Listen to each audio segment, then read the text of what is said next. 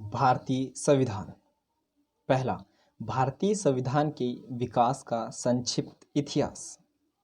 1757 ईस्वी की प्लासी की लड़ाई और 1764 ईस्वी के बक्सर के युद्ध को अंग्रेजों द्वारा जीत लिए जाने के बाद बंगाल पर ब्रिटिश इंडिया कंपनी ने शासन का शिकंजा कसा।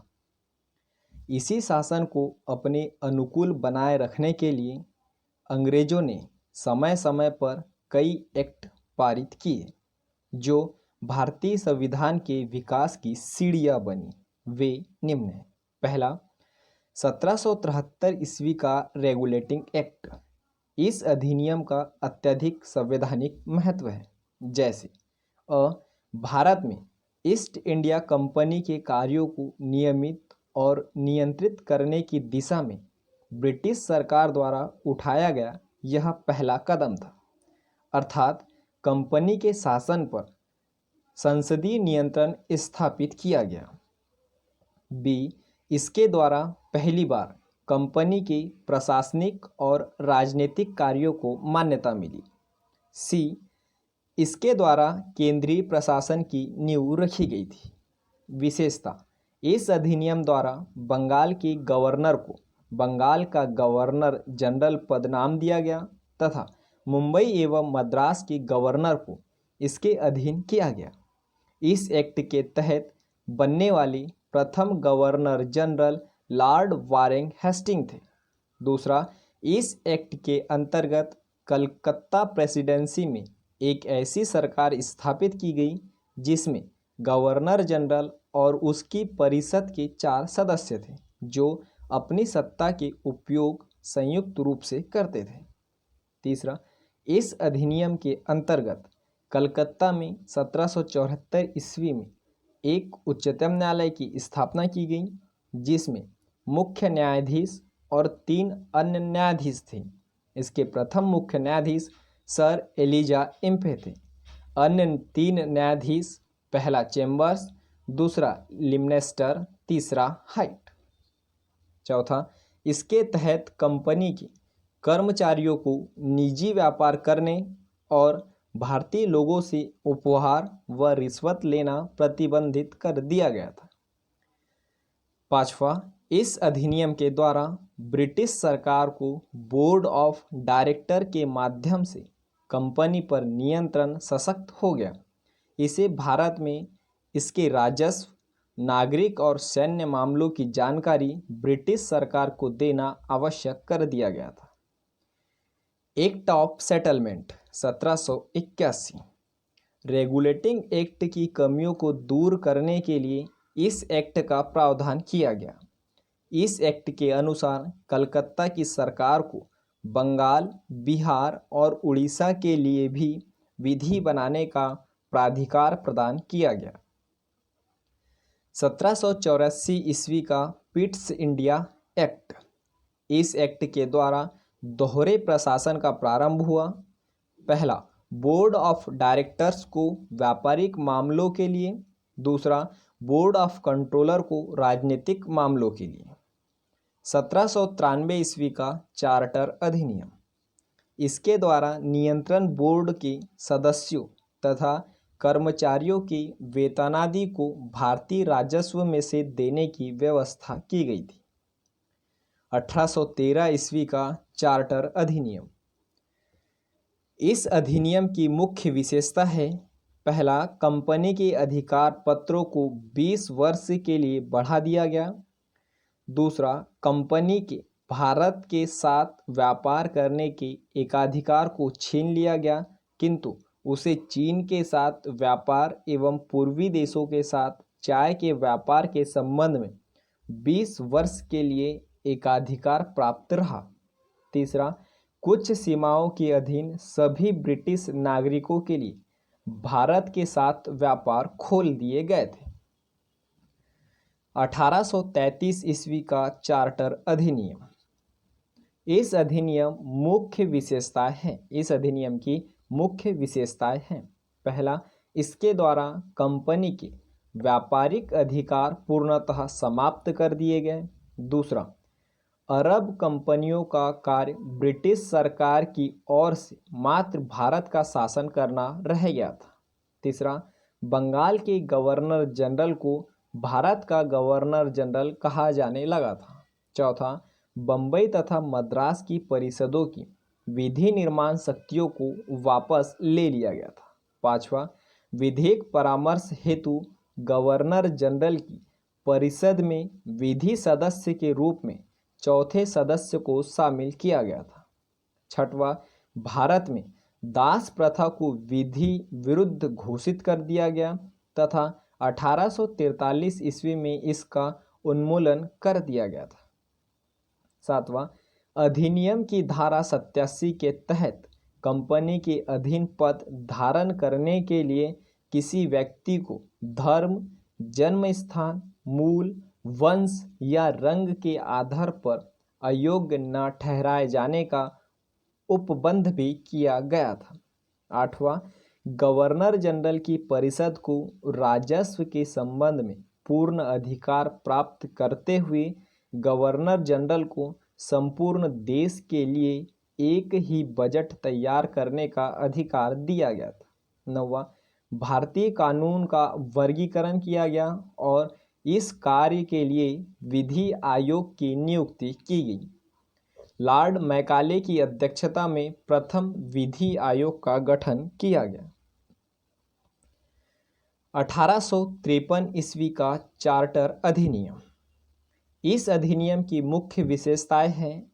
इस अधिनियम के द्वारा सेवाओं में नामजदगी का सिद्धांत समाप्त कर कंपनी के महत्वपूर्ण पदों को प्रतियोगी परीक्षाओं के आधार पर भरने की व्यवस्था की गई थी। इसके लिए 1854 ईस्वी में मैकाले समिति की नियुक्ति की गई थी। इसी अधिनियम के द्वारा गवर्नर जनरल की परिषद के विधायी एवं प्रशासनिक कार्यों को अलग कर दिया गया। इसके तहत परिषद में 6 नए पार्षद जोड़े गए जिन्हें विधान पार्षद कहा गया। 1858 ईस्वी का भारत शासन अधिनियम।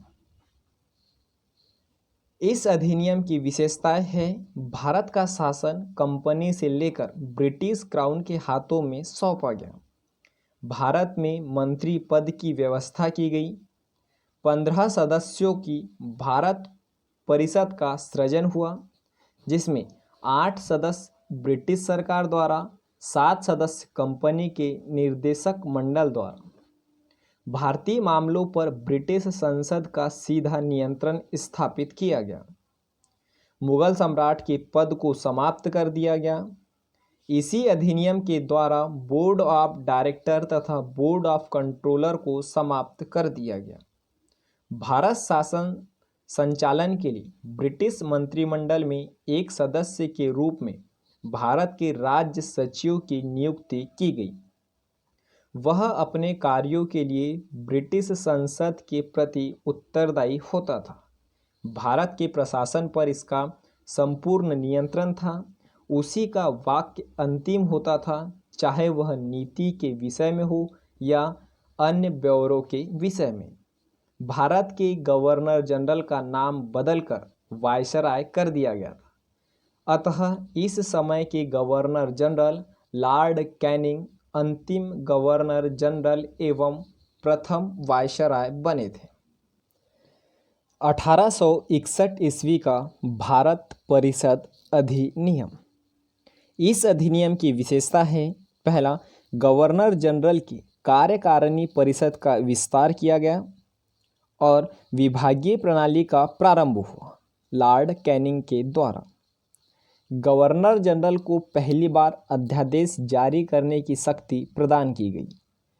ऐसे अध्यादेश की अवधि मात्र 6 महीने होती थी। गवर्नर जनरल को बंगाल, उत्तर पश्चिमी सीमा प्रांत, पंजाब के विधान परिषद स्थापित करने की शक्ति प्रदान की गई थी। इसके द्वारा कानून बनाने की प्रक्रिया में भारतीय प्रतिनिधित्व को शामिल करने की शुरुआत हुई। वायसराय कुछ भारतीयों को विस्तारित परिषद में गैर सरकारी सदस्यों के रूप में नामांकित कर सकता था। नोट: 1862 ईस्वी में लॉर्ड कैनिंग ने 3 भारतीयों, बनारस के राजा, पटियाला के महाराजा और सर दिनकर राव को विधान परिषद में मनोनीत किया था। 1873 ईस्वी का अधिनियम। इस अधिनियम द्वारा यह उपबंध किया गया कि ईस्ट इंडिया कंपनी को किसी भी समय भंग किया जा सकता है। 1 जनवरी 1884 ईस्वी को ईस्ट इंडिया कंपनी को औपचारिक रूप से भंग कर दिया गया था। शाही उपाधि अधिनियम 1876 ईस्वी। इस अधिनियम द्वारा गवर्नर जनरल की केंद्रीय कार्यकारिणी में 6ठे सदस्यों की नियुक्ति कर उसे लोक निर्माण विभाग का कार्य सौंपा गया। 28 अप्रैल 1876 ईस्वी को एक घोषणा द्वारा महारानी विक्टोरिया को भारत की साम्राज्ञी घोषित किया गया। 1892 ईस्वी का भारत परिषद अधिनियम। इस अधिनियम की मुख्य विशेषता है अप्रत्यक्ष चुनाव प्रणाली की शुरुआत हुई। इसके द्वारा राजस्व एवं व्यय अथवा बजट पर बहस करने तथा कार्यकारिणी से प्रश्न पूछने की शक्ति दी गई थी। 1909 ईस्वी का भारत परिषद अधिनियम, इसे पार्लियामेंटो सुधार भी कहते हैं। पहली बार मुस्लिम समुदाय के लिए पृथक प्रतिनिधित्व का उपबंध किया गया। इसके अंतर्गत मुस्लिम सदस्यों का चुनाव मुस्लिम मतदाता ही कर सकते थे। इस प्रकार इस अधिनियम ने सांप्रदायिकता को वैधानिकता प्रदान की और लॉर्ड मिंटो को सांप्रदायिक निर्वाचन के जनक के रूप में जाना गया।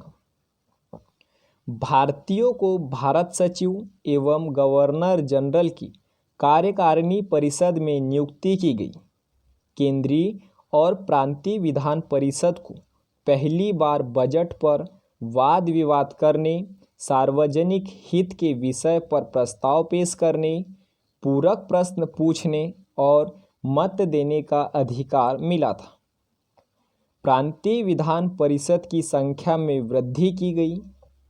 सत्येंद्र प्रसाद सिन्हा वायसराय की कार्यपालिका परिषद के प्रथम भारतीय सदस्य बने।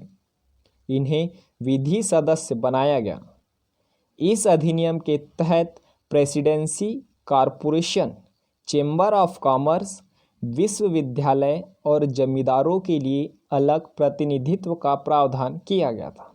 नोट: 1909 ईस्वी में लॉर्ड मार्ले इंग्लैंड में भारत के राज्य सचिव थे और लॉर्ड मिंटो भारत के वायसराय। 1919 ईस्वी का भारत शासन अधिनियम, मॉन्टेग्यू चेम्सफोर्ड सुधार। इस अधिनियम की विशेषताएं: केंद्र में द्विसदनात्मक विधायिका की स्थापना की गई। प्रथम राज्य परिषद तथा दूसरी केंद्रीय विधानसभा। राज्य परिषद के सदस्यों की संख्या 60 थी, जिसमें 34 निर्वाचित होते थे और उनका कार्यकाल 5 वर्षों का होता था। केंद्रीय विधानसभा के सदस्यों की संख्या 144 थी, जिसमें 104 निर्वाचित तथा 40 मनोनीत होते थे। इनका कार्यकाल 3 वर्षों का था। दोनों सदनों के अधिकार समान थे। इनमें सिर्फ एक अंतर था कि बजट पर स्वीकृति प्रदान करने का अधिकार निचले सदन को था। प्रांतों में द्वैत शासन प्रणाली का प्रवर्तन किया गया। प्रांतों में द्वैत शासन के जनक लियोनस कॉर्टियस थे। इस योजना के अनुसार प्रांतीय विषयों को 2 उपवर्गों में विभाजित किया गया: आरक्षित तथा हस्तांतरित या अंतरित। आरक्षित विषय वित्त, भूमि कर, अकाल सहायता, न्याय, पुलिस, पेंशन, आपराधिक जातियाँ, छापाखाना, समाचार पत्र, सिंचाई, जलमार्ग, खान, कारखाना, बिजली, गैस, बॉयलर, श्रमिक कल्याण, औद्योगिक विवाद, मोटर गाड़ियाँ, छोटे बंदरगाह और सार्वजनिक सेवाएं आदि थी। हस्तांतरित विषय में शिक्षा, पुस्तकालय, संग्रहालय, स्थानीय स्वायत्त, चिकित्सा सहायता, सार्वजनिक निर्माण विभाग, आबकारी उद्योग, तौल तथा माप, सार्वजनिक मनोरंजन पर नियंत्रण, धार्मिक तथा अग्रहार दान आदि। नोट: आरक्षित विषयों का प्रशासन गवर्नर और उसकी कार्यकारी परिषद के माध्यम से किया जाना था, जबकि हस्तांतरित विषयों का प्रशासन गवर्नर द्वारा विधान परिषद के प्रति उत्तरदायी मंत्रियों की सहायता से किया जाना था। इस द्वैत शासन प्रणाली को 1935 ईस्वी के एक्ट के द्वारा समाप्त कर दिया गया था। भारत सचिव को अधिकार दिया गया कि वह भारत में महालेखा परीक्षक की नियुक्ति कर सकता है। इसी अधिनियम ने भारत में एक लोक सेवा आयोग के गठन का प्रावधान किया। अतः 1926 ईस्वी में ली आयोग 1923-24 की सिफारिश पर सिविल सेवकों की भर्ती के लिए केंद्रीय लोक सेवा आयोग का गठन किया गया। इस अधिनियम के अनुसार वायसराय की कार्यकारी परिषद में 6 सदस्यों में से 3 सदस्यों का भारतीय होना आवश्यक था। इसने सांप्रदायिक आधार पर सिखों, भारतीय ईसाइयों, आंग्ल भारतीयों और यूरोपियों के लिए भी पृथक निर्वाचन के सिद्धांत को विस्तारित कर दिया गया। इसमें पहली बार केंद्रीय बजट को राज्यों के बजट से अलग कर दिया गया। इसके अंतर्गत एक वैधानिक आयोग का गठन किया गया, जिसका कार्य 10 वर्ष बाद जांच करने के बाद भी अपनी रिपोर्ट प्रस्तुत करना था। इसी अधिनियम में केंद्रीय विधानसभा में वायसराय के अध्यादेश जारी करने की शक्तियों को निम्न रूप में बनाए रखा गया था। ए, कुछ विषयों से संबंधित विधेयों को विचारार्थ प्रस्तुत करने के लिए उसकी पूर्व अनुमति आवश्यक थी।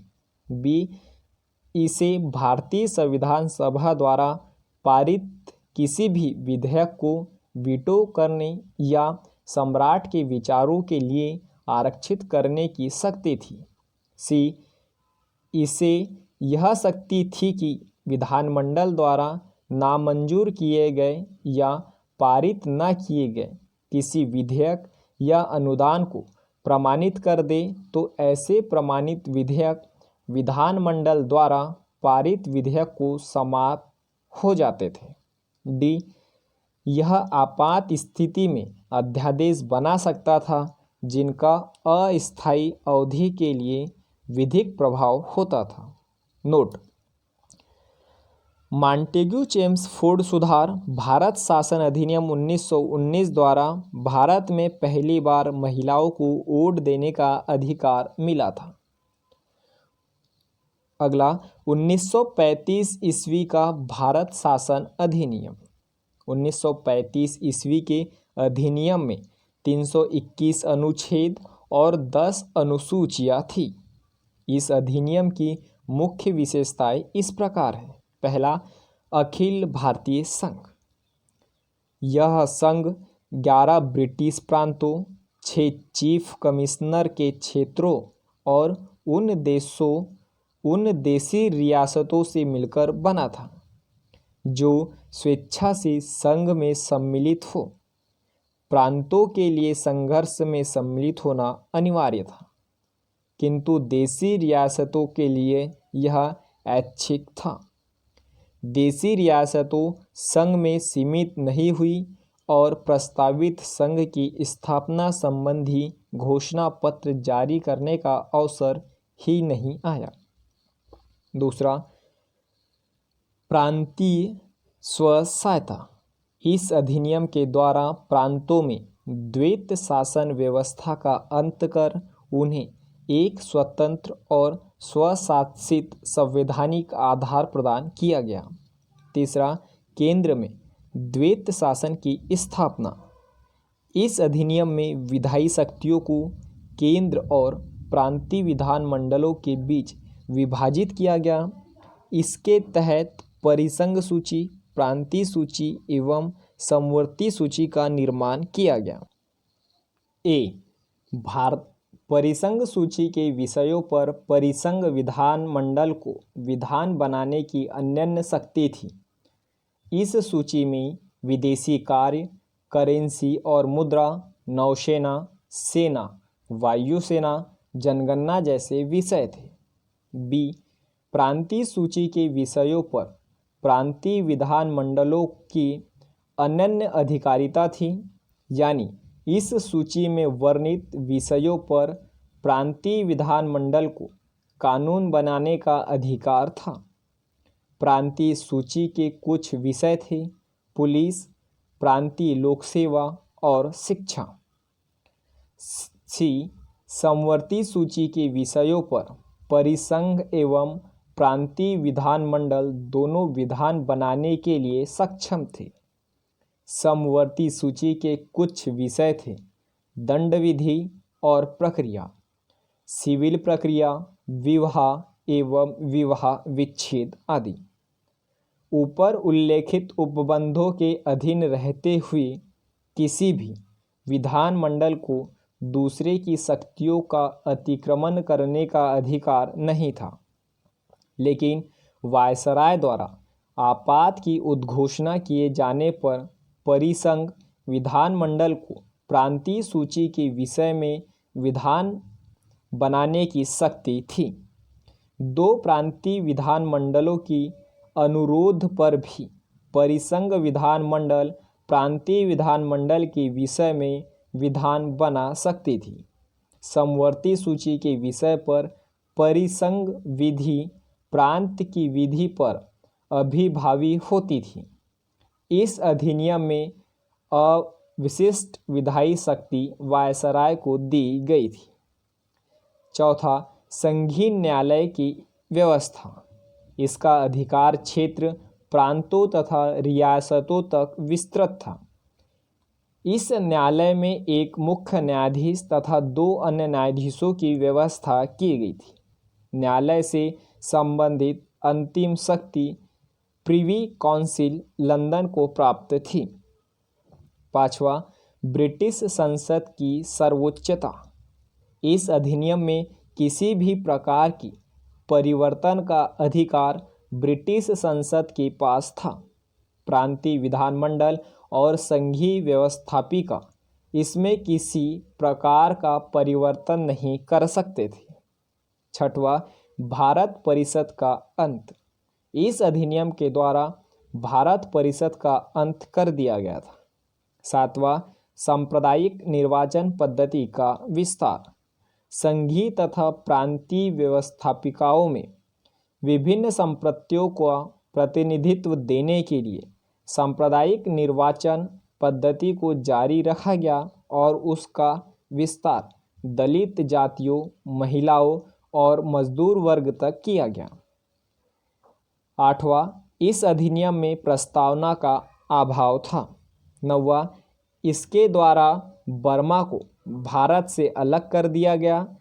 अदन को इंग्लैंड के औपनिवेशिक कार्यालय के अधीन कर दिया गया और बरार को मध्य प्रांत में शामिल कर लिया गया था। 10वां, इसके अंतर्गत देश की मुद्रा और साख पर नियंत्रण के लिए भारतीय रिजर्व बैंक की स्थापना की गई थी। 11वां, इसने मताधिकार का विस्तार किया। लगभग 10% जनसंख्या को मत अधिकार मिल गया। 1947 ईस्वी का भारतीय स्वतंत्रता अधिनियम। ब्रिटिश संसद में 4 जुलाई 1947 ईस्वी को भारतीय स्वतंत्रता अधिनियम प्रस्तावित किया गया, जो 18 जुलाई 1947 ईस्वी को स्वीकृत हो गया। इस अधिनियम में 20 धाराएं थी। इस अधिनियम के प्रमुख प्रावधान निम्न हैं। पहला, 2 अधिराज्यों की स्थापना। 15 अगस्त 1947 ईस्वी को भारत एवं पाकिस्तान नामक 2 अधिराज्य बना दिए जाएंगे और उनको ब्रिटिश सरकार सत्ता सौंप देगी। सत्ता का उत्तरदायित्व दोनों अधिराज्यों की संविधान सभा को सौंपी जाएगी। दूसरा, भारत एवं पाकिस्तान दोनों अधिराज्यों में एक एक गवर्नर जनरल होंगे, जिनकी नियुक्ति उनके मंत्रिमंडल की सलाह से की जाएगी। तीसरा, संविधान सभा का विधानमंडल के रूप में कार्य करना। जब तक संविधान सभाएं संविधान का निर्माण नहीं कर लेती, तब तक वे विधानमंडल के रूप में कार्य करते रहेगी।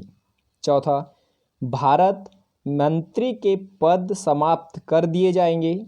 पाँचवा, 1935 के भारतीय शासन अधिनियम द्वारा शासन जब तक संविधान सभा द्वारा नया संविधान बनाकर तैयार नहीं किया जाता, तब तक उस समय 1935 के भारतीय शासन अधिनियम द्वारा ही शासन होगा। छठवां, देशी रियासतों पर ब्रिटेन को सर्वपारिता का अंत कर दिया गया। उनको भारत या पाकिस्तान किसी भी अधिराज्य में सम्मिलित होने और अपने भावी संबंधों को निश्चय करने की स्वतंत्रता प्रदान की गई। सातवां, इस अधिनियम के अधीन भारत डोमिनियन की संधि बलूचिस्तान, पश्चिम पंजाब, पूर्वी बंगाल, पश्चिमोत्तर सीमा प्रांत और असम के सिलहट जिले को छोड़कर भारत का शेष राज्य क्षेत्र मिल गया था।